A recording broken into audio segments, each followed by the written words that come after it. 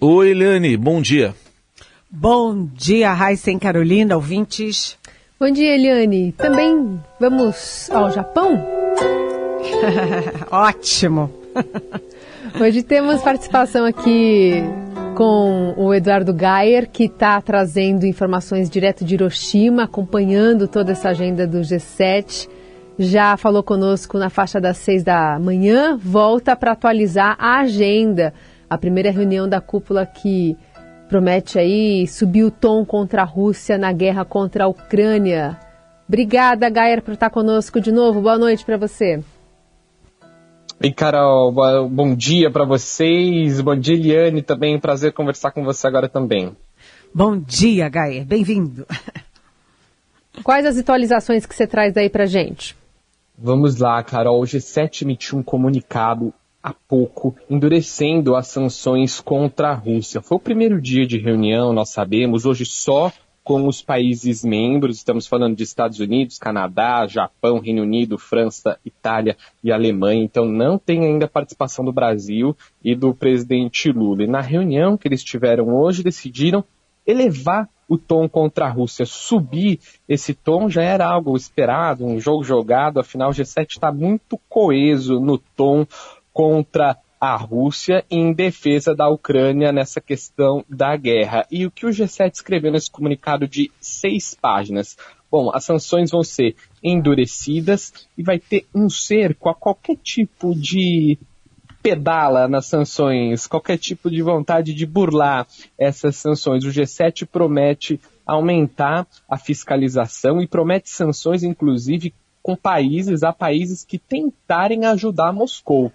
O texto é bastante duro, diz que a Rússia tem que parar a guerra, porque foi a Rússia que começou, é a Rússia que tem que acabar com a guerra, e o texto ainda diz que vai fornecer todo o apoio financeiro, político, geopolítico que a Ucrânia precisar. Bom, a temperatura está esquentando aqui em Hiroshima com esse comunicado e também com a iminência, como nós conversamos mais cedo, da vinda do presidente da Ucrânia, Volodymyr Zelensky. Isso vai dar um tom ainda mais anti-Rússia para essa cúpula, que tem a presença do presidente Lula, que nós sabemos tem essa postura aí de neutralidade.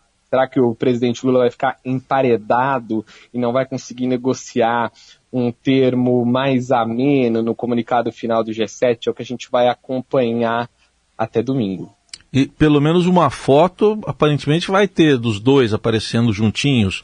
Não sei se perto um do outro, Lula e Zelensky.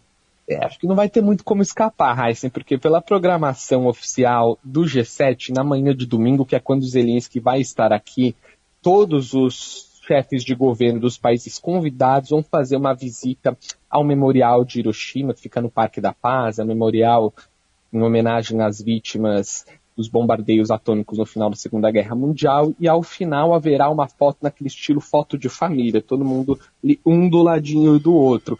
O presidente Lula, portanto, deve ser fotografado ao lado do presidente Volodymyr Zelensky, com certeza um constrangimento para quem não quer tomar lado na guerra, vamos assim dizer. Mas vamos lembrar que o presidente Lula recebeu em Brasília o chanceler da Rússia, Sergei Lavrov, uma atitude que foi bastante criticada pela Ucrânia, e o Zelensky, inclusive, convidou o Lula para ir para a Ucrânia. Lula não foi para a Ucrânia, mas mandou o Celso Amorim, seu negociador, seu assessor para assuntos internacionais. Com certeza fica uma saia justa para o presidente. Acho que disso ele não vai fugir, né?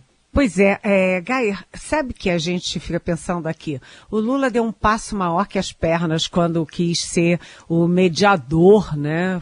Transformar o Brasil em mediador de uma guerra tão distante do Brasil, e uma guerra de peixe graúdo, né? O Brasil não tem uma dimensão política, bélica e econômica para ser mediador de uma coisa desse tamanho. Mas o que se esperava é que o Lula chegasse no G7 como grande líder da área ambiental, né? Chegasse aí levando o grande capital do Brasil, que é o capital do ambiente, da sustentabilidade. Qual é a pauta do Lula em relação ao ambiente, em relação à fome e em relação à saúde, que são as pautas que alavancam o protagonismo do Brasil no mundo?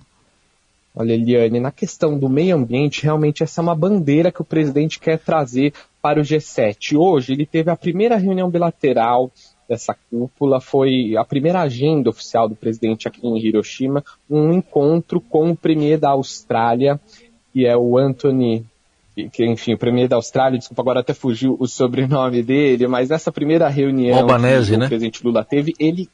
É isso, exatamente.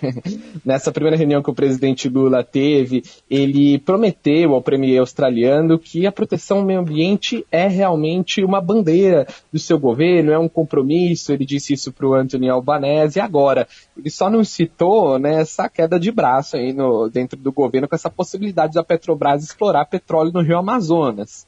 Nós sabemos que o IBAMA vetou com o apoio da ministra do Meio Ambiente, Marina Silva.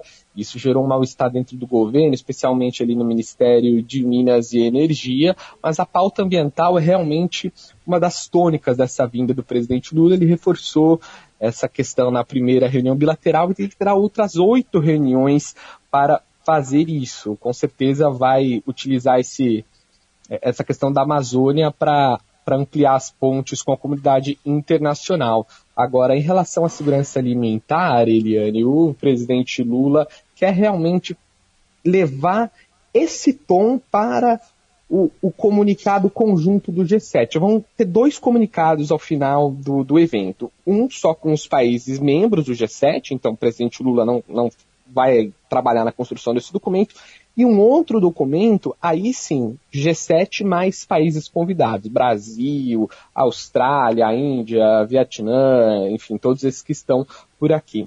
Nesse documento que vai ser negociado, isso é público, o Brasil vai tentar negociar um documento que foca em segurança alimentar.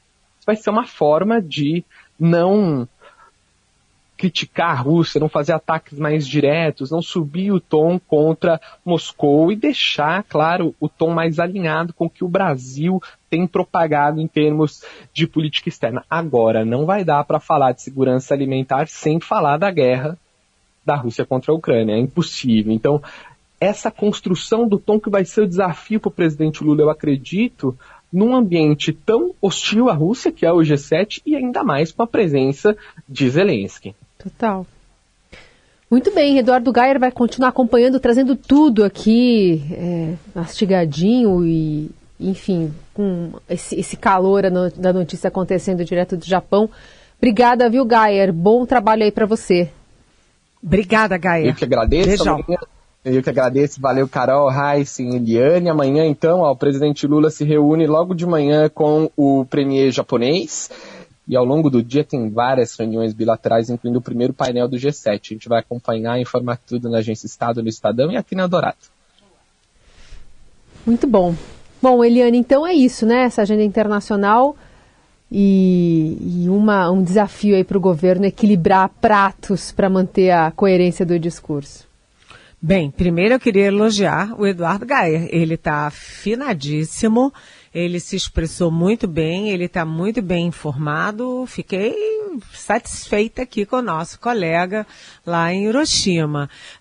O que a gente está vendo é que o Lula está isolado nesse ambiente, porque o ambiente do G7, que reúne principalmente, não só, mas principalmente Estados Unidos e Europa, é um ambiente super anti-Rússia, super anti o Putin e super a favor da Ucrânia. Eu até estranhei que o comunicado final tenha 6 páginas. É um comunicado final bastante robusto em relação à guerra e bastante contundente, aprofundando a posição das grandes economias contra a Rússia e a favor da Ucrânia, inclusive anunciando mais armamento para Kiev no momento em que os bombardeios russos estão ficando mais duros, mais agressivos contra a capital ucraniana.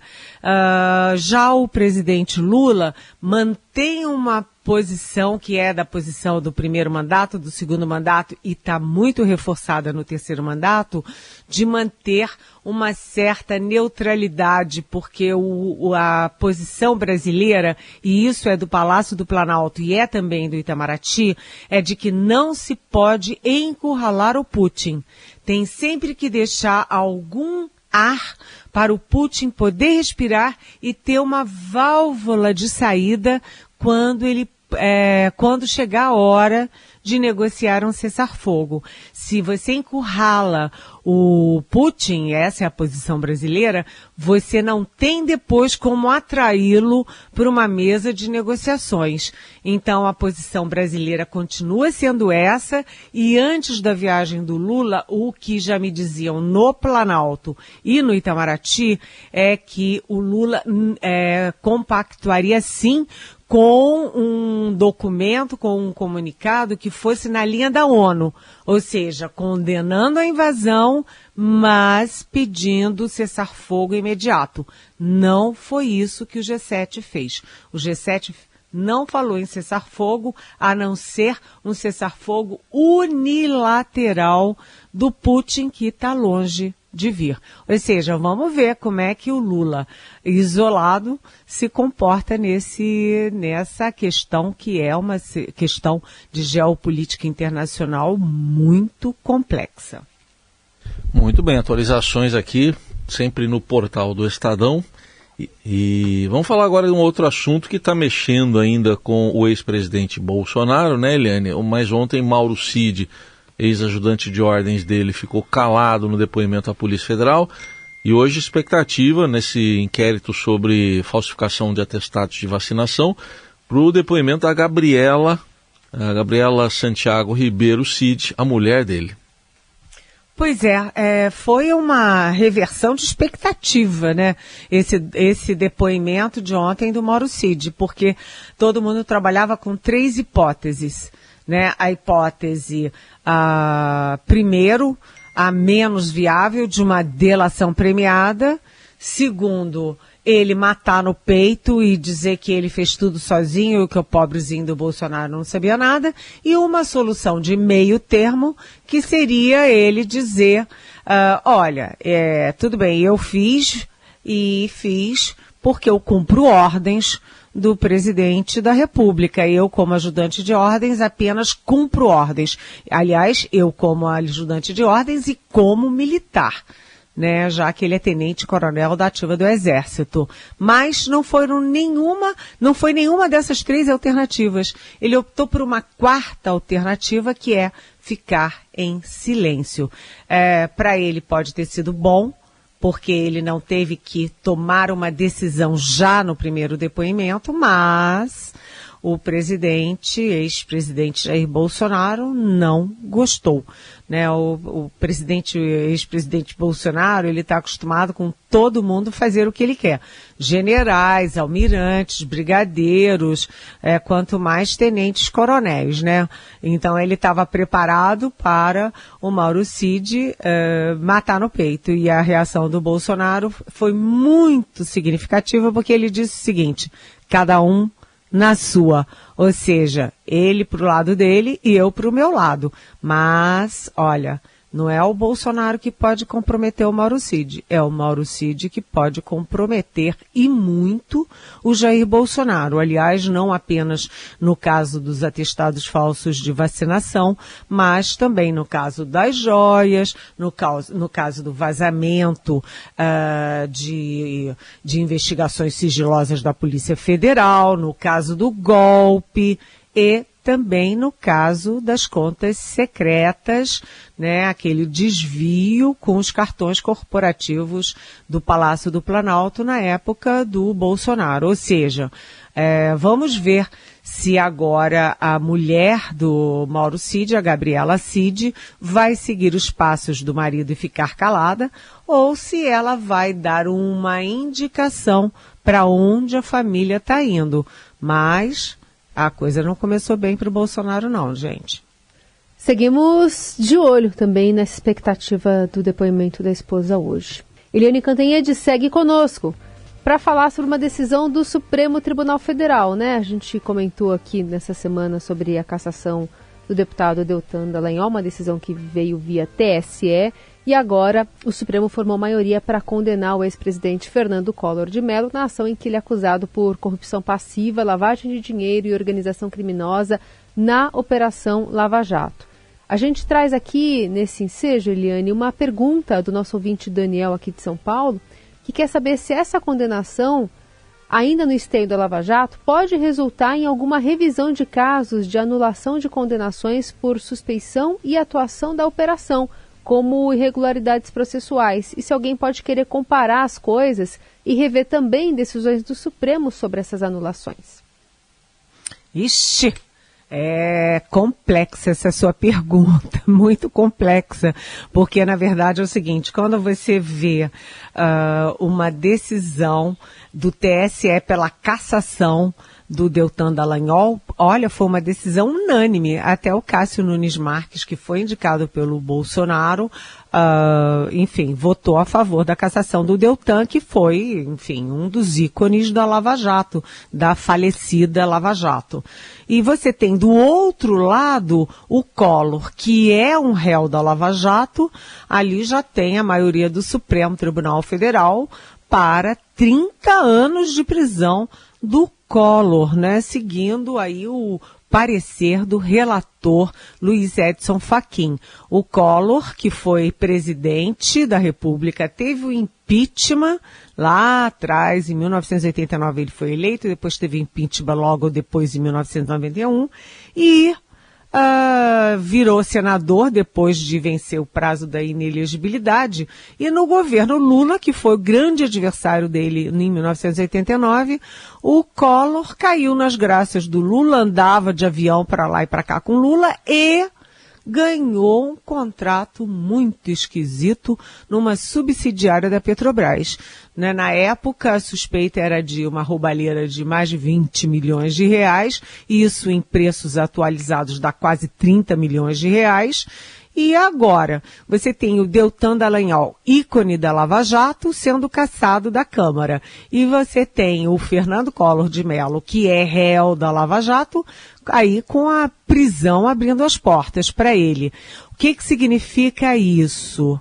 Atenção, que não só o Sérgio Moro deve ficar de barbas de molho, porque é o outro ícone da Lava Jato, como também do outro lado, outros incriminados, outros réus da Lava Jato, que achavam que estavam livres, leves e soltos. O problema é que isso tudo virou uma grande barafunda, porque não tem mais ninguém da Lava Jato preso, nem o Sérgio Cabral, ex-governador do Rio de Janeiro, e aí que todo mundo se pergunta, já se fala até em rever os acordos de leniência das empresas, ou seja, livrar a cara de todo mundo. E aí? Quem devolveu aqueles bilhões aos cofres públicos por roubalheira, agora a União vai ter que devolver esses bilhões para quem roubou? Enfim, está muito confuso esse horizonte da guerra entre lavajatismo e anti-lavajatismo. E o horizonte da semana que vem? Como é que está no geral em Brasília, Eliane? Aliás, um horizonte que eu deixo para vocês dois, né, Raíssa e Carolina, porque eu vou tirar 2 semaninhas de férias. Ah, sim, por isso que eu já perguntei isso também. Vocês vão ficar com as nuvens e trovoadas e eu vou ficar com a praia, tá? Justo. Mas semana que vem vocês vão ter muito trabalho pelo seguinte, a âncora fiscal.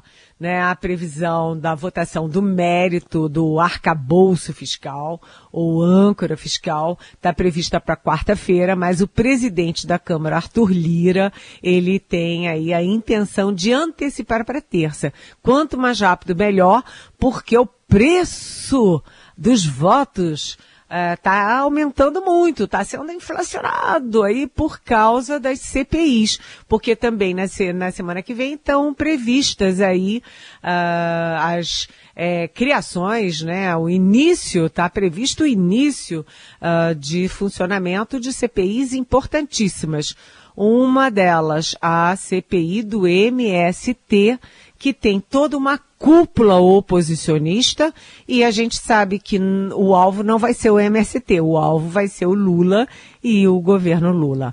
E do outro lado também a CPI dos atos golpistas, que todo mundo queria e de repente ninguém mais quer, mas os membros foram indicados e não está fora do radar ela ser criada na semana que vem. Além disso, tem a CPI das Americanas, né, que as Americanas puxaram um novelo da crise das grandes varejistas nessa área aí de roupa, enfim, de produtos variados. E também essa CPI dos esportes do futebol, que a gente da política ainda não está focando, mas que a sociedade brasileira foca muito, porque os esportes, né, e particularmente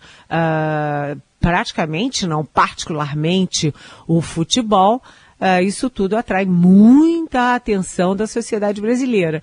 Então, olha, semana que vem vocês vão se divertir um bocado, tá? Mas eu vou estar lá no bem bom, na praia e na areia, tá bom? Tá bom. Pega umas conchinhas pra nós lá. Tem uma musiquinha de praia aí, Marcinho, pra ela? Vamos ver se a gente tem aqui uma ilustração pra se despedir da Eliane. Opa! As ondinhas lá. Aí põe uma caipirinha e um camarãozinho frito, olha, tô no paraíso, tá? Acabou. Bom descanso então, né? Beijão pra vocês, amo vocês. Também, Eliane, bom descanso, volte revigorada aí, a gente precisa dessa pausa e falamos muito aqui no jornal sobre acelerar tempo, acelerar tudo, enfim, a gente precisa dessas pausas que as férias nos dão.